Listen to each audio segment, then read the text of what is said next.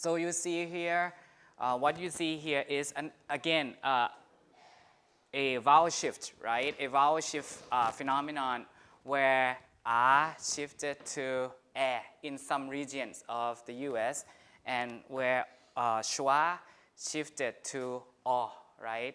Or the other way around, sorry, the other way around, but O shifted to right, for example. So according to Labov, there is a domino effect, right? Just like what we saw before in the great vowel shift in early modern English, right? Domino effect. When one vowel moves, right, other vowels will move also, right? So it's a domino effect that that happened to all the other vowels, right? So this is what's going on in present day, right? In present day. Now what we'll do is we'll proceed to morphosyntactic changes in early modern English. So this is what we'll focus on today. The phonology. We are done with phonology, right? Now we move on to morphology and syntactic changes. So in the first table here, right? So this is what you should prepare for today. In the first table here, verb inflections, right? Morphology, verbs inflection. Now you have a situation that is very similar, okay? You have a situation that's very similar to modern English. So we have first, second, third in terms of person that show the inflections on the verb, right? First, second, third person. And that's similar to modern English. The mood, indicative mood, just like what we use maybe 90% of the time, right? Indicative mood, we have imperative mood, we have subjunctive mood. That's on the decrease, right? That's on the decrease. There's used to be a lot of use of subjunctive in Old English, right? But in Middle English and early modern English, this is on an increase, right? So in modern day English, subjunctive is very exceptional, meaning that in rare cases only do you have them, right? So if I were you, for example, if I were you instead of if I am you, so that's a subjunctive, right? Or it's important that he go to school. So it's important that he go without the S, right? So that's subjunctive. For the number, we have singular and plural. That's always the same, right? Number is always the same from Old English to modern English. And tense, always the same, past and present tense, right? For the progressive and the perfect, those are aspects, right? Those are aspects. And in the second table, there's nothing new, really. There's nothing new. But there is the continuation of what you already saw in Old English and Middle English, right? There's a continuation of the processes that you already saw in Old English and Middle English, namely the reduction of inflections, right? So in the second person here, second person singular, you see EST, and E here is the schwa sound, right? And then the schwa is dropped, only the ST, right, in early modern English. However, we'll talk about this in maybe 10 minutes from now. Once there's a change in this is second person, in the pronoun form, finally the ST will be dropped also, right? So there's a continuation of the reduction of the endings, right, of the inflections. Third person singular, ETH, the F, drinketh here, the TH, third person singular, that's also competing, just like in Middle English, competing with the S, right? And now we only have the S as the choice. So the S will win over in the next maybe 200 years, right? Plural, nothing here, right? And then participle, ing, participle here, past participle, en, right? From on, drink on, right? And the same can always be said with the person endings here, right? Nothing, st, and nothing, like that. And then the weak verb here, the endings are more or less the same. Also, another continuation is more and more strong verbs become weak verbs, right? More and more strong verbs become weak verbs in early modern English, right? Because weak verbs are more regular. You just add the ed, remember the ed, or t or d, right? The dental suffix. So you see what's going on from what had been going on from Old English to early modern English in terms of the reduction of the inflection and also strong verbs becoming weak verbs, right? And for auxiliary verbs in early modern English, you see a lot of uses of, let's see, compound verb phrases. Compound verb phrases meaning you have to put two things together. For example, perfect and progressive. We have been watching you. This was very rare in Old English and Middle English, but now you see this kind of thing a lot, right? And passive and progressive also. In Old English, we have just minor use of the passive voice, but now you have a lot more, right? And development of complex models going to have to be about to. We'll study this in detail next week when we talk about grammaticalization. So there's a development of be going to as a future marker. Have to, which means must, right? Instead of have, meaning possession, I have a car, for example. Be about to, also a future marker, right? Negation, for negation, you see that before we just stick the word not in, right? We just stick the word not in Old English, and in Middle English, you just stick the word not in, as in I doubt it not, it belongs not to you, right? You don't have to use the do support, right? I don't doubt it or something. So here also there's the rise of the do support, right? Auxiliary plus not, I do not doubt it. So there's a competition of the just stick in the not and then the do support, right? And for negation, remember we talked about Loth, right? Who was a very, very prominent guy in driving the revival of English grammar, right? Remember that last week? So he said multiple negation is not possible because just like in mathematics, just like in Latin, if you do multiple negation, many negations, right? They will all cancel them all out and then become positive, right? So he said it's not possible. But historically in Old English, Middle English, and early modern English, multiple negation was allowed, right? And comparative superlative, same as Middle English, still no rigid rule until that guy Loth came along, right, who wrote the first manual of grammar. So you see things like the most brave, or the most bravest, the most silliest knight, instead of the most silly or the silliest, right? So you see double comparative or double superlative uses, right, in this period. Now, syntax within clauses. The pattern SOV, subject, verb, object, or complement. You guys know complement, right? Something that completes the verb, right? It seems nice. The word nice is complement, right? So object or complement, same here. So SVO, the pattern SVO was established by the end of Middle English, right? Firmly established, meaning that this is the basic pattern now. But by the 17th century, this became regular in independent and dependent clauses. However, you still find some variation. SOV is possible as an option for a pronouns object, like as the law should them direct, meaning should direct them, right? By Richard that dead is, by Richard that is dead. So that's still possible.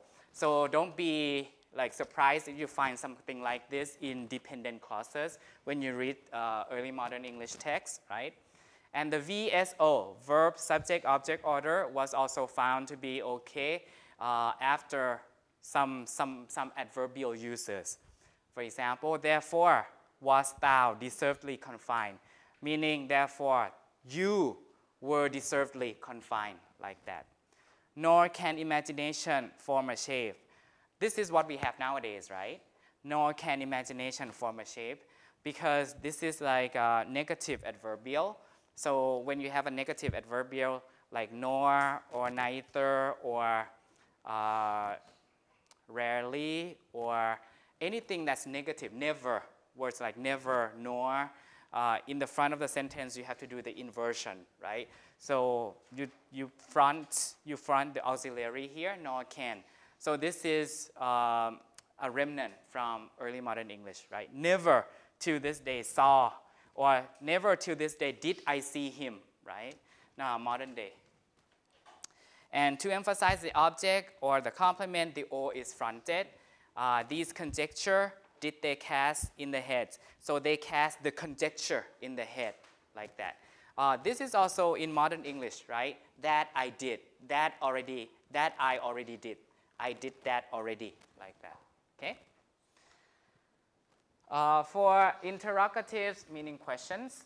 For questions, yes, no question, you can do the inversion of the auxiliary verb, do you love me? Or you don't have to do the inversion of the do, right? The auxiliary, you can say, came he home. You see a lot of things like that in Shakespeare. So two systems are in competition, right? Two systems are competing. One, you need the do, or you need the auxiliary can or could or other things.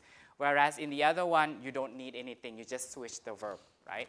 WH question is the same thing, right? Same thing. You need the do, or you need some auxiliary, right? Or you can just switch the verb. What said he? Why look you upon me? Why do you look upon me? Like that. So two systems are in competition at this time. They are competing.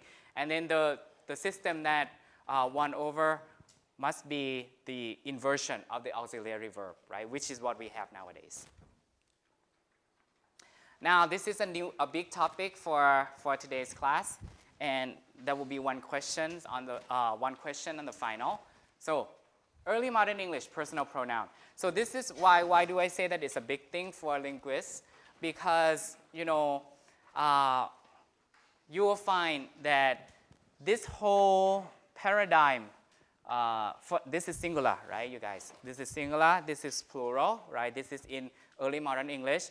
The singular thou, thee, thy, thine, this whole paradigm, this whole column here will be gone by the end of early modern English.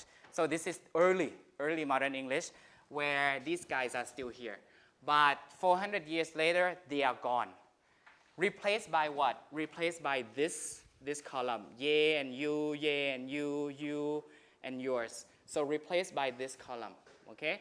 So this table is early modern English, where very early in early modern English, where again this singular form, thou, thee, thy, thine, that's still there. But later on, the whole paradigm will be gone, replaced by these guys, okay? Replaced by this guy. And then also third person neutral here, there's a big change in this system here, over here, and also a big change in this system over here. So it's important to linguists, right? Because once the whole paradigm is affected, that's important, just like the GVS. The whole paradigm of long vowels, right, is affected. So that's a big thing for linguists. Now, this is just a review. So in this table, what you see? Singular is here, singular. Plural is here, right? Singular and plural. And then 3 periods, 4 periods actually. OE, ME, early modern E, and modern English, right? So comparison. And then SC, subject, subject complement. So this is the subject case, subject. Nominative case, subject case. OC, object or dative, right? Dative or accusative, remember? So OC, object complement, so which is object. Direct object, indirect object, right? SC again, subject complement, which is subject, right? And then OC, object. Doesn't matter whether it's direct or indirect object, okay? That's how we have the table. That's how we read the table. Now in OE, so you have to look across the board like that, right? Look horizontally, right? OE, you have the torn, tu, te, ye, and yo, right? Now in ME, now you see that there's thou, this is what we expect, right? This is what we expected anyway. The torn became th, right? The spelling OU due to French. Again, torn th and then ee, right? And then ye and you, the G became Y, right? The palatalized G became Y. That's what we expected. Now, the red here, so B, the B case, ye and you, right? So maybe this is about late Middle English, where ye and you came to be used to refer to singular, you see, singular. So ye and you, plural, right? Ye and you, plural, came to be used to refer to singular, right? So ye and you guys, right? Meaning you guys, you all. But now in Middle English, to represent the singular, just one person, right? Late Middle English, in late Middle English, maybe 13th, 14th century, like that. Now, what about in early modern English, which is what we are studying now? Thou and thee same, right? And then the ye and the you became you, and then parentheses ye, meaning both forms are in competition. Both forms are competing, and then there's the you there, the you here, the ye is on the decrease, and then the you. And then modern English, we have no thou and thee anymore. But except if you read the Bible or if you read like ancient texts, you might have thou and thee, but we don't have that anymore, right? And then you and you is the standard. So nowadays, we have only one form, you. So the changes that are important are between late Middle English, which is the red thing here, right? And then early modern English, which is red here and also in the parentheses. You see that? So what happens here during late Middle English and early modern English? So let me explain. There are three major changes. One is in early modern English, syntactic change. Object case you used in subject function instead of ye, right? So object you in early modern English used instead of ye, which used to be used in the subject position only. So that's the subject case, right? And then ye in early modern English is on the decline, right? On the decrease, right? So that's syntactic change, one thing.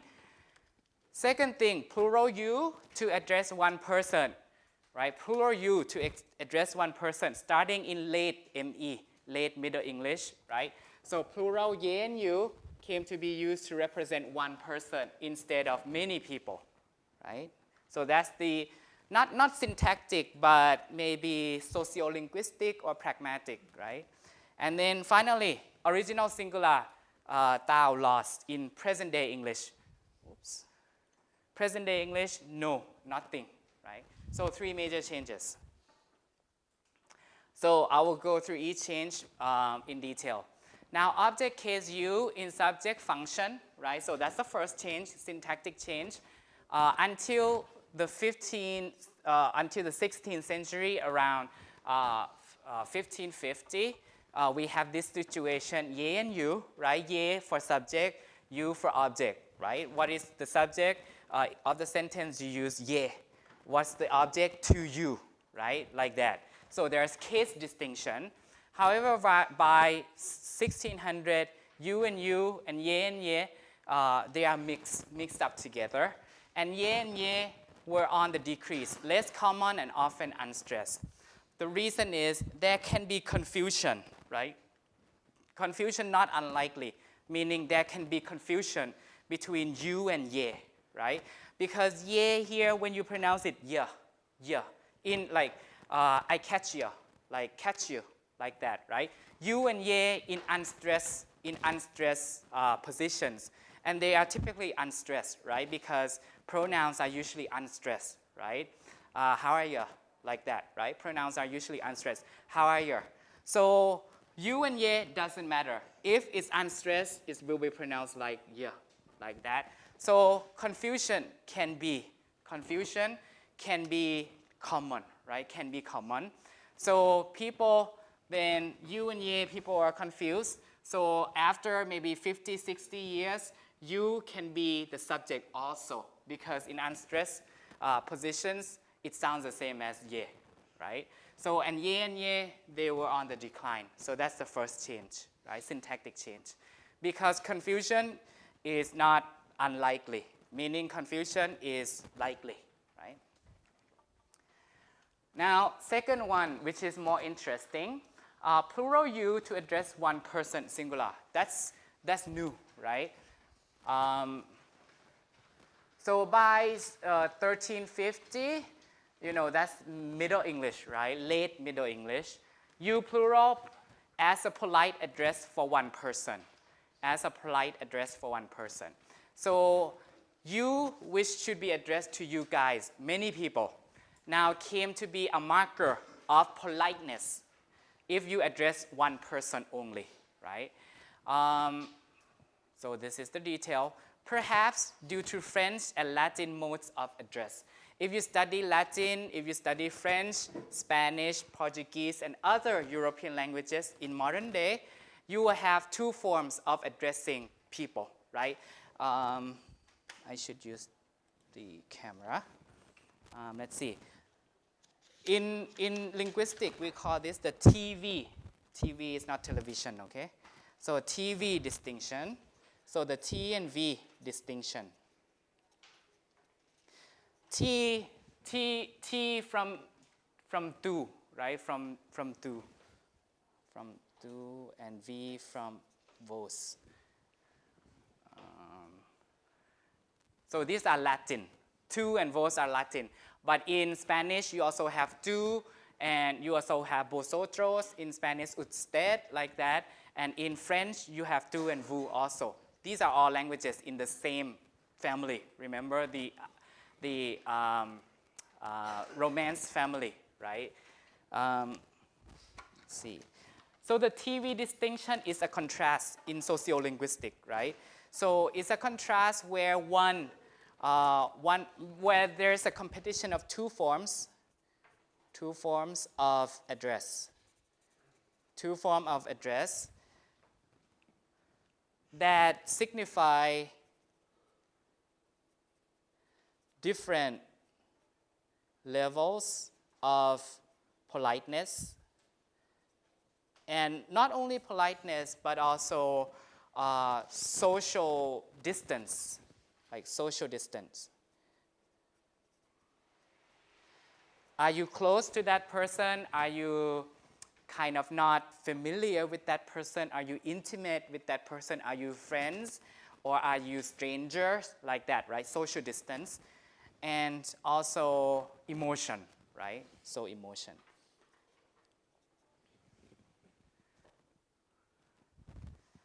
The T form is usually the not polite, not so polite. And the V form is the polite one, but also the polite one is more distant, right? So the T form is more polite. We are talking about addressing one person, right? More polite and more distant also, meaning you are not close friend, like that, right? More distant. And the T form is more casual, less polite, more casual, and more close, right? Closer. Close relationship, right? Again, these two forms address one person, right? One person rather than a group of people, right? So the V form is actually doing two things, right? Addressing a group of people, and it can be used to address one person, right? Now, we are not talking about a group of people. We're not talking about that case, right? We are talking about the case where the V form, which used to represent one group of people, came to represent one person. This is also what's going on in Latin, Spanish, French, Portuguese these days, okay? Maybe you guys understand this quickly, right? Readily also. Because in Korean, there's that kind of distinction, right? Modern day English-speaking people do not really understand this distinction because there's no such thing. We just use you, right? You always. But you guys have like dangshin, no, nika, everything, right? So you understand the distinction between no, right? No and dangshin, like that. So no would be the T form, right? No, like that. Nika, like that. Na nun, right? And then the V form can be jo nun, jega, like that, right? So that kind of distinction. I'm not saying that these are like exactly the same, but you can imagine that kind of situation. That's going on in sociolinguistics, right?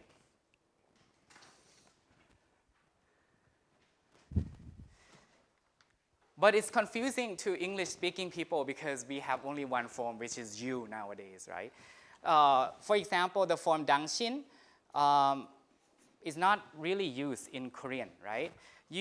When I watch drama, when people say dangshin, it's like they are going to fight or something.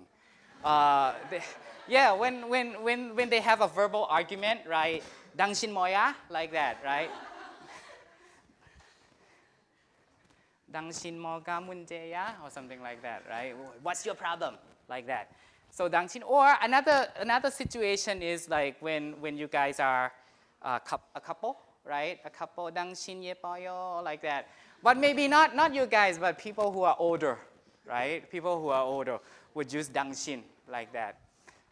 But then normally you don't use dangshin, right? And no is also marked. You wouldn't use no to your professor or to your mom or to your dad, right? But dad and mom can use no or nika to you, right? So this is like the TV distinction where the T form, if you are a kid, if you are lower in social status, you cannot use it to address people who are older like that.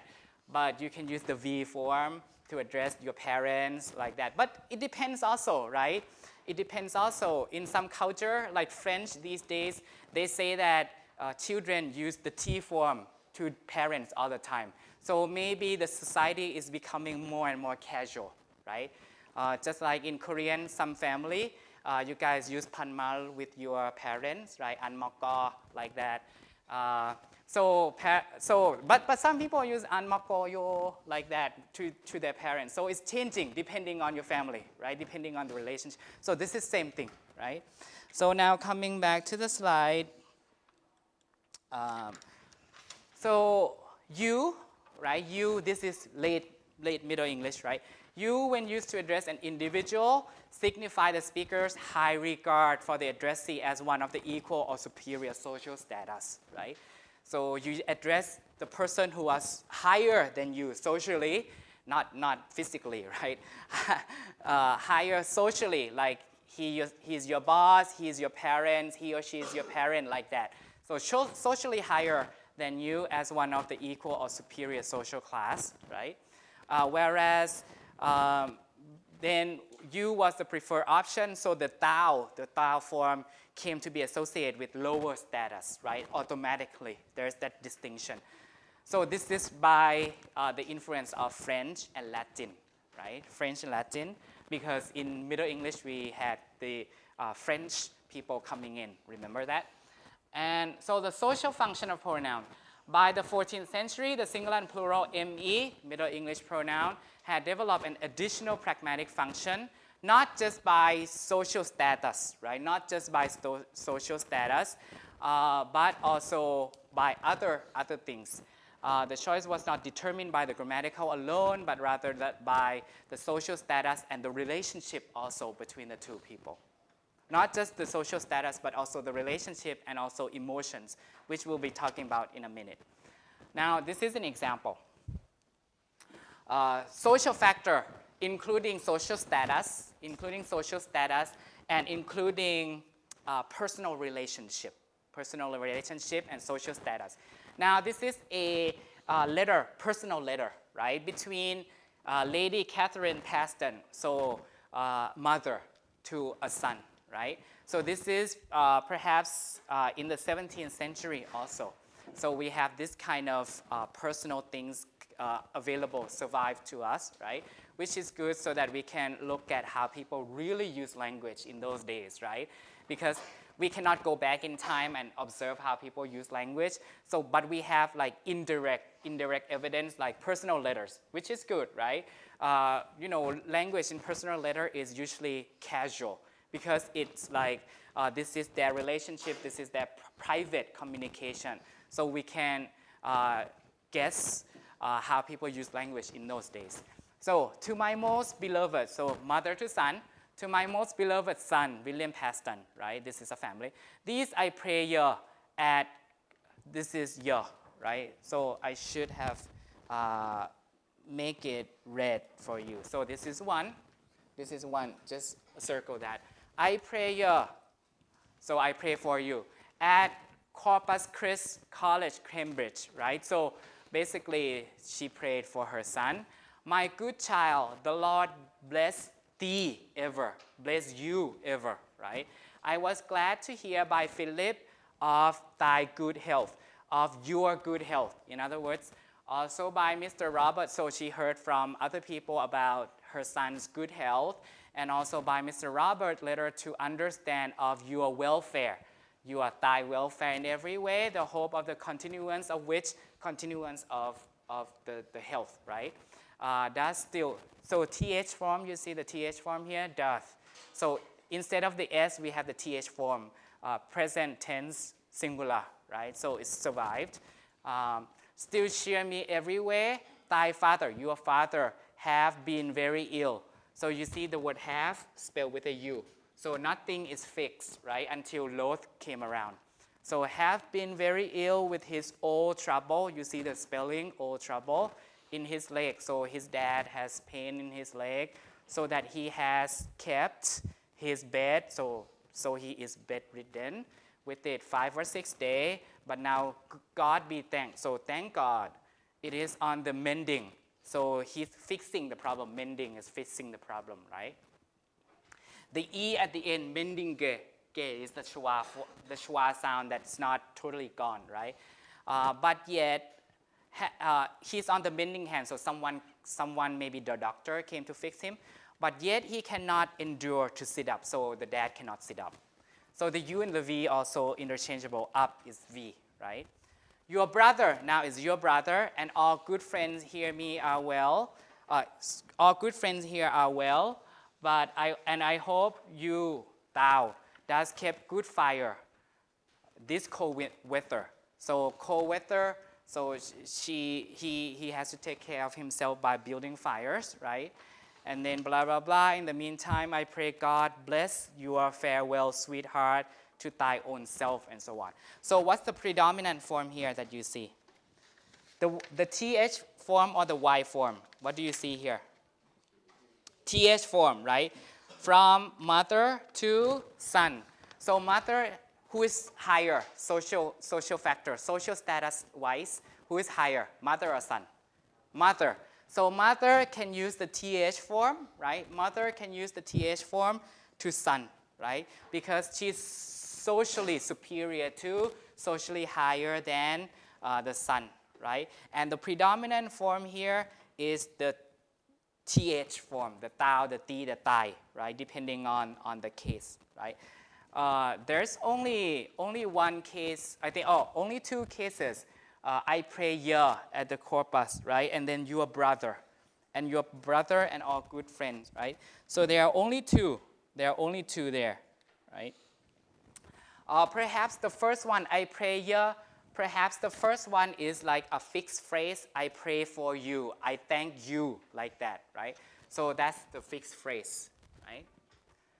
But I don't know why she switched to you, the you form in your brother here. Maybe that's not a mistake, but maybe she has some reason to change it to the you form here. But it's not clear. But the majority of the cases here is that it's the TH form, as you can see, right? So TH is perhaps the rule here. What's the next one? Where's the next one? The next one, so we have mother to son. Now you have son to mother, right? Which is on the next slide. So for the son to mother, what do you have? To my much honor, good mother, the light worshipful Lady Paston at Paston Hall, Norfolk. So that's where she lives, right? Most dear and honor mother. So you have to really highly praise your mother. You must give me leave. You must allow me to epitomize my letter into a short compendium. So you must allow me to make it short for you, to make the letter short for you. Compendium is like a summary, right? And blah, blah, blah, you can read the rest yourself.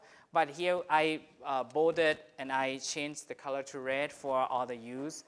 To protect you now and ever, always if your ladyship will send in your next letter, your filially obedient son, like that. So the majority of the form of the second person pronoun here is you, right?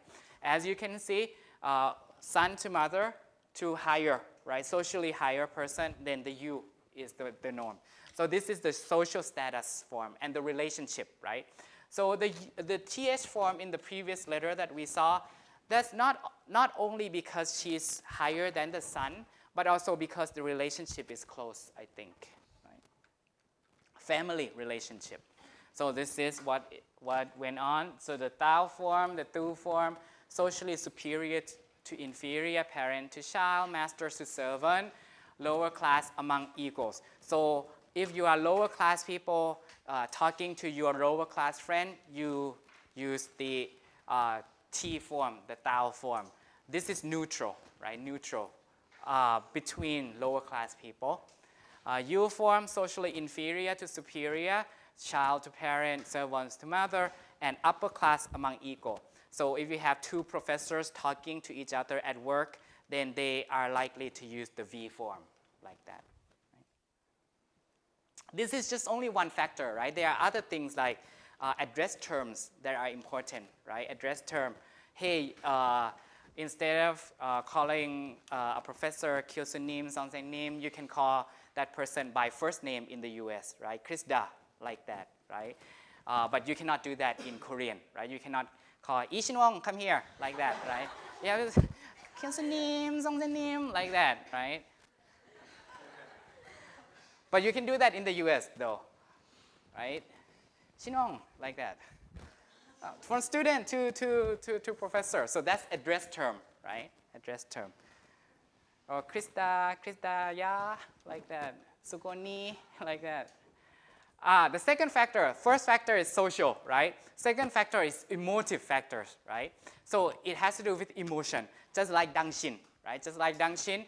So you use dangshin with a person who you are ready to fight with, like that. So emotion factors, the emotion factor is another factor where if you are angry, if you want to, one is angry, anger, right? Second one, if you want to look down upon that person, And when you are angry, you use the TH form, the T form, tao, tai, ti, like that. But on the other hand, if you want to show affection, if you want to show that you are close, you also use the TH form. So TH form is very useful. It can signify contempt or condescension, anger, and also familiarity. So it's like multi-purpose, right? It's multi-purpose. So in this one from Shakespeare, so you know, language in drama is also intended to mimic real conversation, right? When you watch drama, I know that some people overact, right? People wouldn't say it like this, or they wouldn't have such facial expressions like what you see on TV, right? On TV drama. But typically speaking, usually speaking, it's intended to mimic real conversation. So we can analyze language use based on plays also, like Shakespeare play. This is from Richard III, right? For people who know this story. And Richard, the king, he's really ugly, he's deformed, he's crippled, and he wanted to marry Anne, but he killed her father, who was the past king. So Anne hates Richard so much, right? But Richard wants to marry Anne for some political purposes, okay? So that's what's going on. Now, Anne said to Richard, foul devil. So this is good or bad? Bad, right? Negative emotion, right? Foul devil. So saying that to the king. For God's sake, hence the trouble us not, for thou hast made the happy earth thy hell, right? So you make the earth your hell, right? That. And Richard said back to her, Lady, you know no rules of charity, which renders good for bad, blessing for curses. So he's kind of defending himself, right? Explaining the reason. Now, Richard said back to Anne with the you form, but Anne to Richard the th form, right? So this is the contrast, not about the social status, but about emotions, right? Anne is angry, so she's showing her hatred towards Richard. So she uses this th form, the t form. But Richard, in order to kind of calm her down, right, or to show respect to her, he uses the you form, right? Now, Anne continues to do the same thing. Villain is bad guy, right? Villain, wicked guy, cruel guy. Thou knows no law, right? You see the st ending here is still there, right? Second person ending, but finally it will be gone when thou is gone. So villain, bad guy, you know no law of good nor man, like that. But Richard, in reply, your beauty was the cause of that effect. Your beauty that did haunt me in my sleep. So to show respect, to show love to her. So he uses the high form, which is the you form. So what is interesting here is that it's not the social status, right?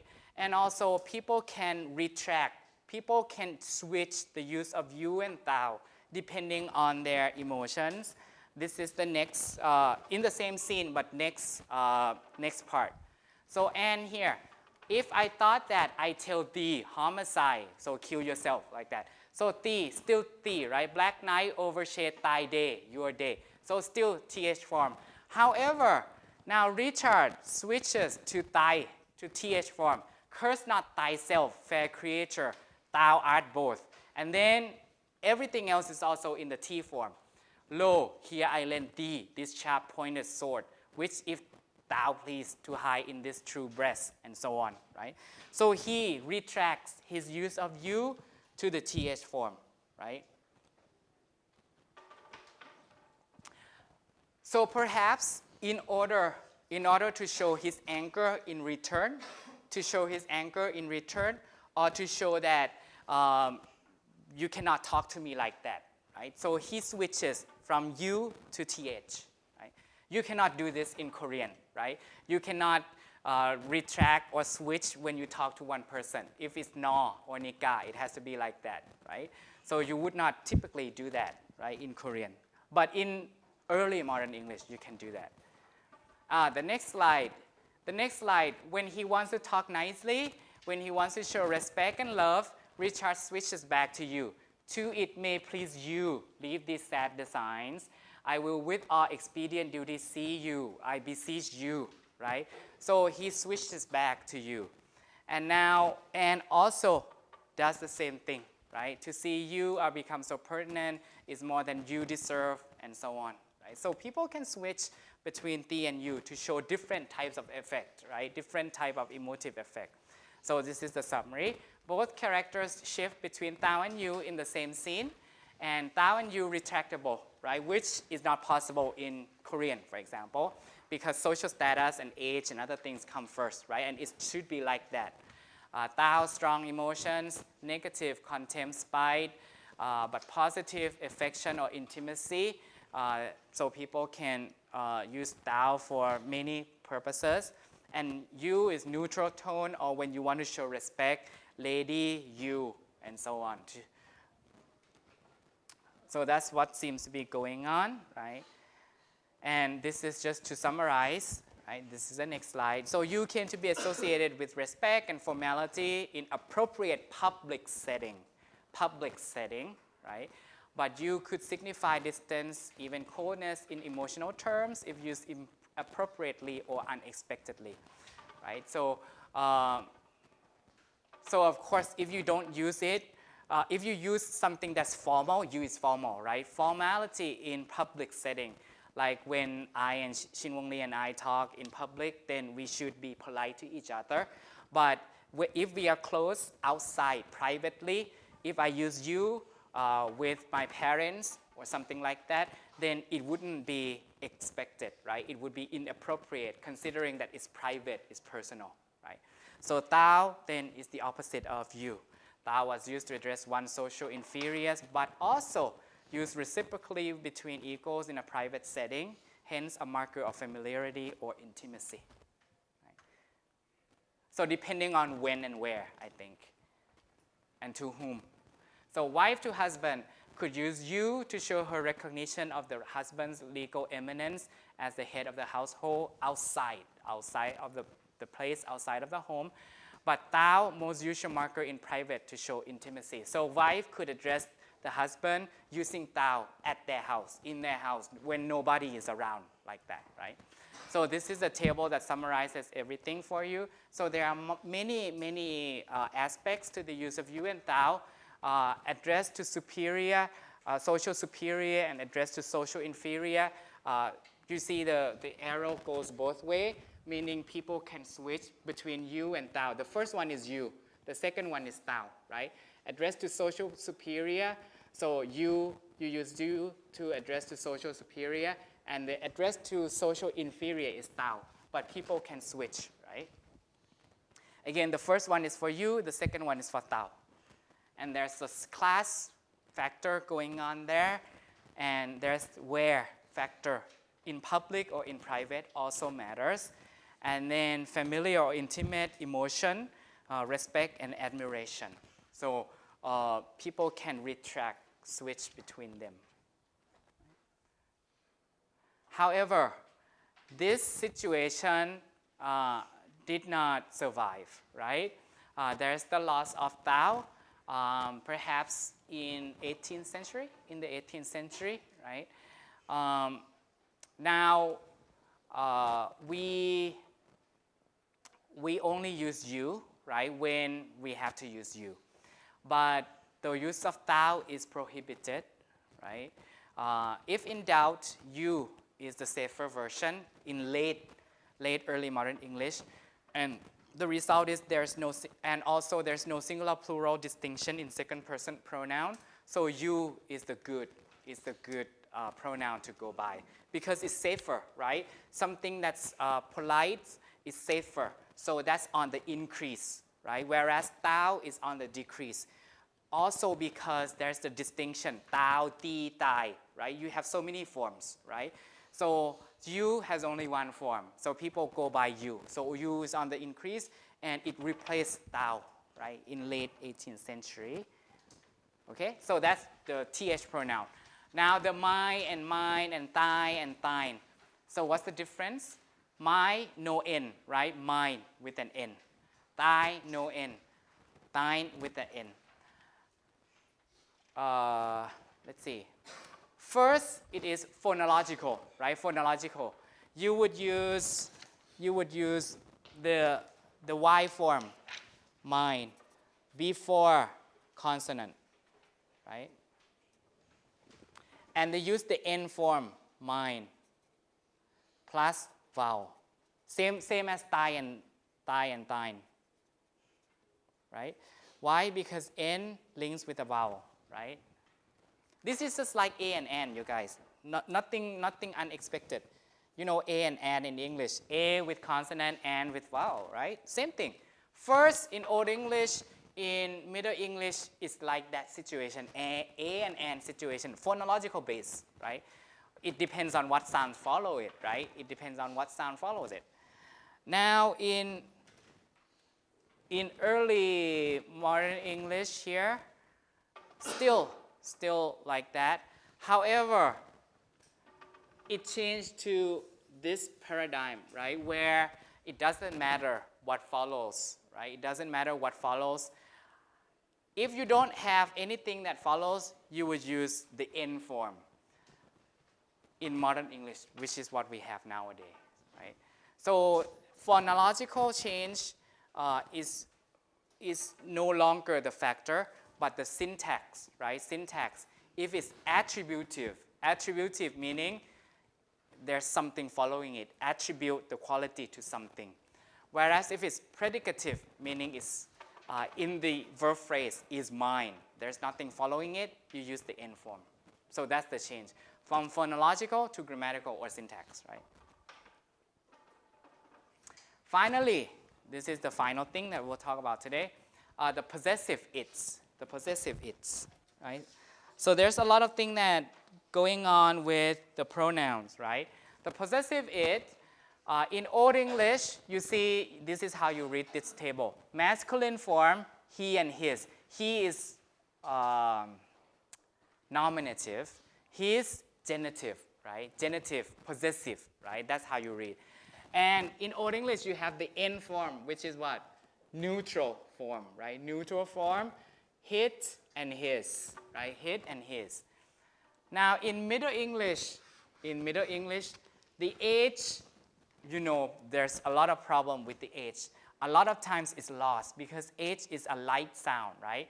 Words like our, H-O-U-R, H is not pronounced like that, right? The word like hotel, H-O-T-E-L, some people pronounce the H, some people don't, hotel. So H tends to be lost. Now, when it's lost, it or it, they sound the same, right? They sound the same as his or his, and he and his. Now they sound the same, right? The masculine form and the neutral sound the same, right? Sound the same. So when the H is lost, it's just it, right? Just it. So it's lost because of the confusion also, and because of the phonological factor, right? So they look the same, and they also sound the same. Now, when this H is lost because of the phonological factor, this H should be lost too, or else it would be confusing. Are you referring to the possession of a guy, or are you referring to the possession of it, animal or table, like that, right? So two factors are going on here, right? So nowadays we have just it and its, right? Finally, they, them, and their. I talk about this in passing quickly when we talk about Old English and Middle English.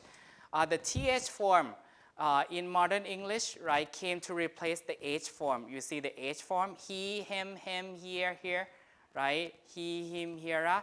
That's the plural, third person plural. But the TH form came to replace most of them. And nowadays, we only have the TH form. Why is that?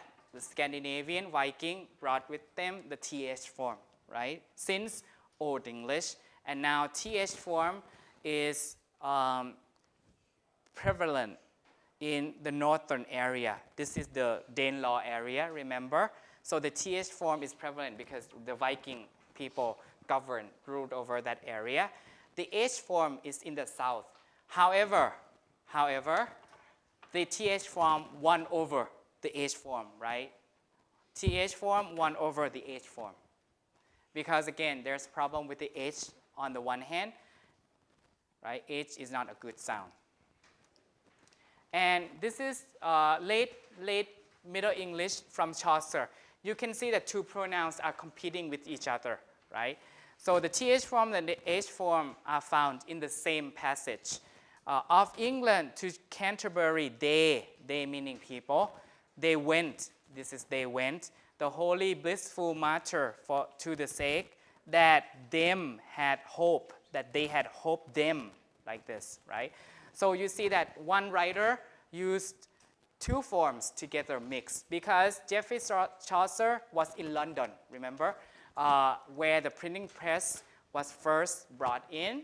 So Geoffrey Chaucer is in between the north-south and the north side and the southern side. So he used both forms because the middle region is affected by the north and the south, right? And finally, the TH one will win over, right? I think that's the last slide. So today we talked about one major thing, which is the change in the pronoun system, right? Which is of interest to sociolinguists, right? Sociolinguists study how society affects language, how language affects society, right? So something like this is interesting to linguists, and because it's a change in the whole paradigm, right? So people have to find out what happened, why it happened, and when do people change their behavior, and so on, right? So this is just like when you study history, right?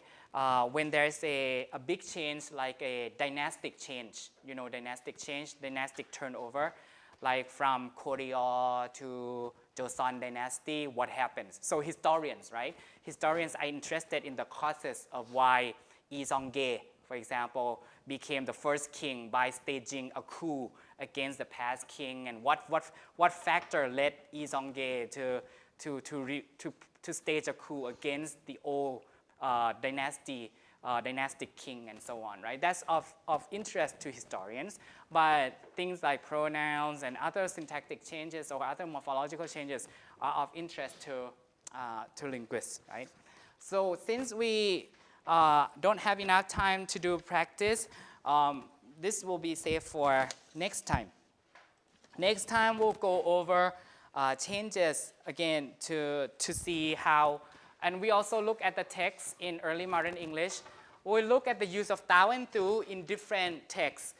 In court records, deposition, this is what I'm interested in. So how people use thou and you in court records. Not only personal letters, we look at personal letters, right? We look at plays, right? Now we will look at court records. So whether or not the factor, the social factor, the emotion factor would come in, would govern the use of thou and thu in court records, for example, right? So we'll look at that on Monday, right? So we can call it a day today because we don't have time to go over all of this, even though I prepared.